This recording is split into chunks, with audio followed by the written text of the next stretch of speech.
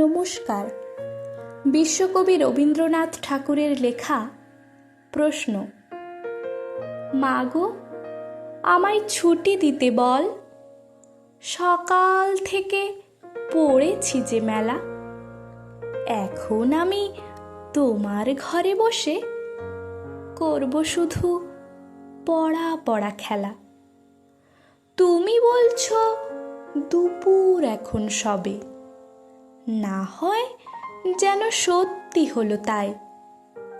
একদিনও কি দুপুর বেলা হলে বিকেল হলো মনে করতে নাই? আমি তো বেশ ভাবতে পারি মনে, সূর্যি ডুবে গেছে মাঠের শেষে।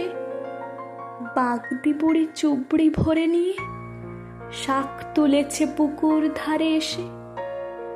আধার হলো মাদার গাছের তলা, কালি হয়ে এলো দিঘির জল।